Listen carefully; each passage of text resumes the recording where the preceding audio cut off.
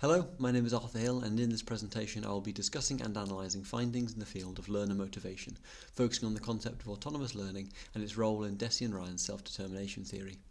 I will discuss how the concept of autonomy underpins this theory, drawing on a range of past studies and identifying two primary sub-theories within self-determination, and touch upon a variety of methods that can be utilised to integrate autonomy-supportive approaches into contemporary music education. Being afforded the opportunity to be self-motivated, proactive individuals is fundamental to both our development as learners and to our general well-being and mental health. Many of the theories surrounding the exploration of motivational processes relate to the concepts of autonomy in learning, determining one's own learning through self-regulated motivational behaviours, and autonomy-supportive environments, in which self-regulated motivation is facilitated and encouraged. Deci and Ryan, leads in the field of learner motivation, describe autonomy as tending toward inner organisation and holistic self-regulation, the practice of being the origin or source of one's own behaviour. In a 1994 discussion of autonomy amongst learners in a classroom setting, Dickinson describes an autonomous learner as one who has undertaken the responsibility for his own learning, outlining autonomous learning as an attainable rather than predetermined quality, an attitude toward one's own learning development that can be implemented through the introduction of autonomy-supportive teaching methods in educational settings. It is the application of this concept in Deci and Ryan's self-determination theory, which in turn can be applied to promoting engagement and internalised motivation in environments of music education, which I'll be focusing on today. Self-determination theory, or SDT, a model of motivational processes introduced by Edward Deci and Richard Ryan during the early 1980s, explores autonomy as a prominent factor on the quality and source of the motivated behaviours we integrate into our learning and personal development. In order to define the perceived locus of causality, or the source of our motivation, Deci and Ryan divide motivated behaviours into two categories: intrinsic motivation, or self-determined behaviours originating from an internalised desire to learn and develop without the interference of external factors, and extrinsic motivation, or controlled behaviours whereby our motivation is underpinned by a need to attain some separable outcome. Within the overarching framework of self-determination theory, autonomy plays a fundamental role in a sub-theory known as cognitive evaluation theory, formulated by Deci and Ryan to examine the social and environmental factors that facilitate versus undermine intrinsic motivation. Deci and Ryan's work investigates the effect of different environments on intrinsically motivated behaviours and demonstrates that in order to be maintained and integrated into one's learning development, intrinsic motivation requires the fulfilment of two basic psychological needs: autonomy and competence. Cognitive evaluation theory offers the perspective that in order to be intrinsically motivated over a task or learning activity, a sense of competence, often implemented through positive performance feedback, must be accompanied by a self-perceived sense of autonomy and self-regulation. In other words, the learner must be both confident in their own ability to undertake the activity and conscious of an internalised perceived locus of causality in order to internalise and integrate their motivated behaviours. Though cognitive evaluation theory is primarily concerned with the fulfilment of the psychological needs for autonomy and competence, Deci and Ryan identify a third factor in hindering or encouraging intrinsic motivation in learners: the need for relatedness. Deci and Ryan describe relatedness as referring to feeling connected to others, to caring for and being cared for by those others, to having a sense of belongingness both with other individuals and with one's community. They propose that in addition to the perceived fulfilment of autonomy and competence, a secure relational element, such as a supportive teacher or parent, can be influential on the extent to which intrinsically motivated behaviours are maintained. This is supported by empirical research collated by Baumeister and Leary in a 1995 article outlining the fundamental role that the fulfilment of a need to belong plays in human motivation and well-being. Applying these theories to settings of music education, a 1996 study by Davidson et al. Identified a correlation between students who achieved high-quality results in their musical education and those receiving high levels of parental support. Cognitive evaluation theory demonstrates that intrinsic motivation, by its very nature, requires a high level of autonomy and flourishes within autonomy-supportive environments. Conversely, environments which hinder or discourage autonomy tend to stifle and inhibit the integration of intrinsic behaviours. Described by Deci and Ryan as the inherent tendency to seek out novelty and challenges, intrinsically motivated behaviours are visible, for instance, in the perennial curiosity of young children, actively pursuing knowledge for its own sake and generally involving activities or challenges that might be perceived as enjoyable or stimulating. Moving into adulthood, however, we are faced with an increase in external factors such as college, university and careers, which can undermine the principles of intrinsic motivation through the introduction of external goals and rewards. This creates the need for a model of extrinsic motivation with a high level of autonomy and internalisation, whereby the personal importance in fulfilling external demands allows for the integrated regulation of motivated behaviours. Many self-motivated individuals embody this self-determined model of extrinsic motivation, retaining autonomy in their development and learning whilst aiming to meet the demands of external factors. With this necessity for an expanded framework of extrinsic motivation in mind, Deci and Ryan formulates a second subtheory within SDT, organismic integration theory, designed to determine levels of autonomy with intrinsically motivated individuals. This model consists of 4 subcategories of extrinsic motivation with increasing levels of autonomy, internalization, and self-determination: external regulation, introjected regulation, identified regulation, and integrated regulation. Deci and Ryan's diagram of the self-determination continuum, identifying the different forms of motivation and their corresponding regulatory styles and a locus of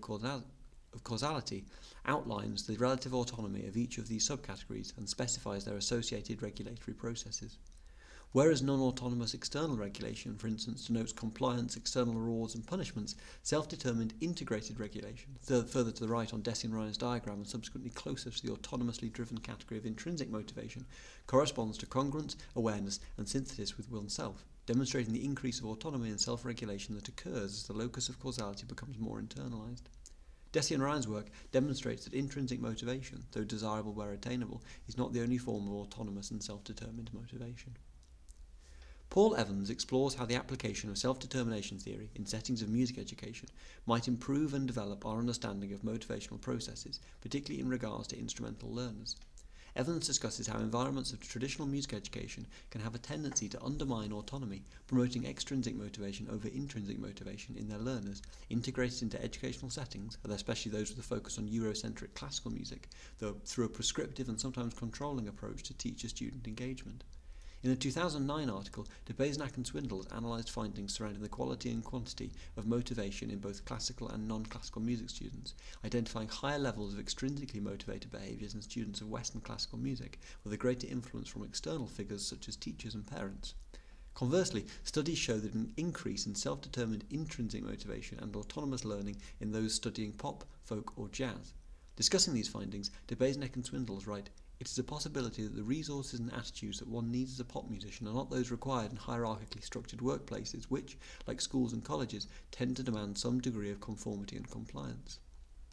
De Bazenack and Swindles' article suggests that, by its very nature, the prescriptive quality of classical music education and performance generates higher levels of extrinsic motivation, which must be internalised and integrated into one's regulatory processes in order to elicit sustainable results and remain focused and motivated, exhibiting Deci and Ryan's theory of integrated regulation.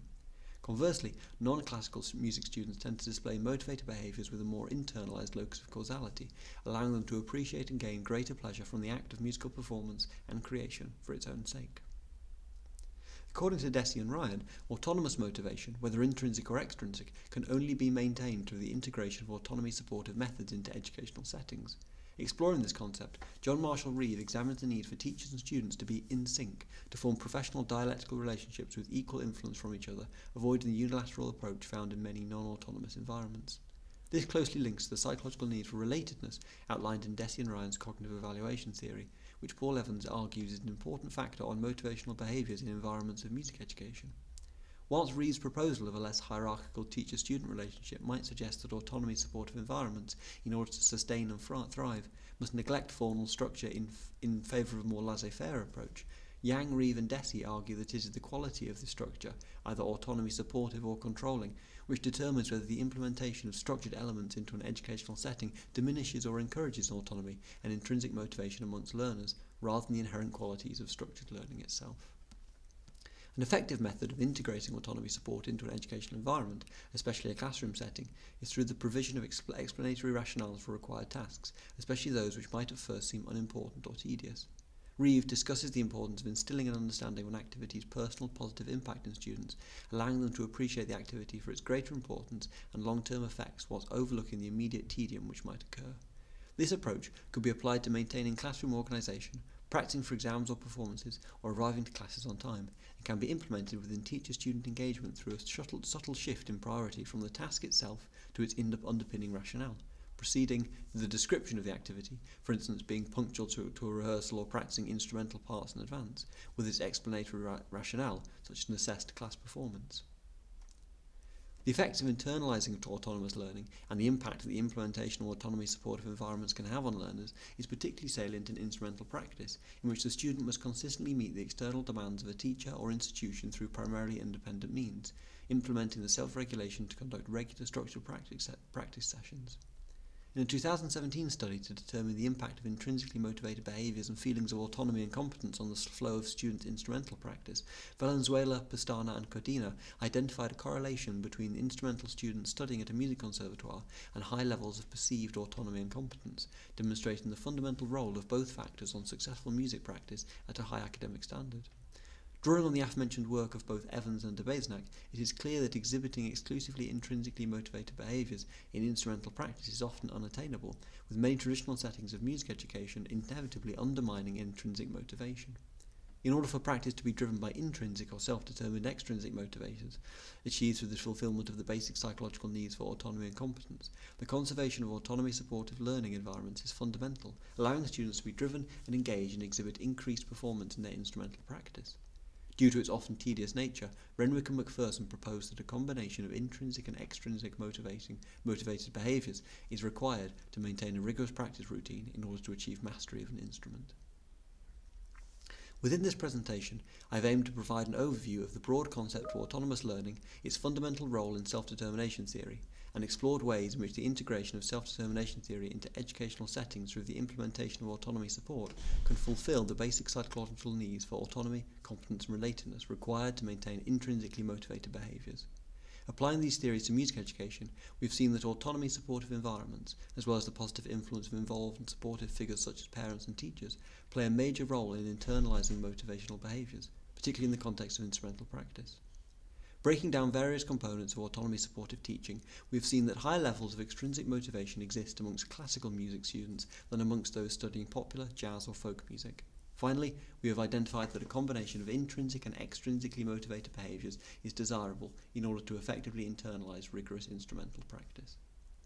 Thank you for listening. These are my references.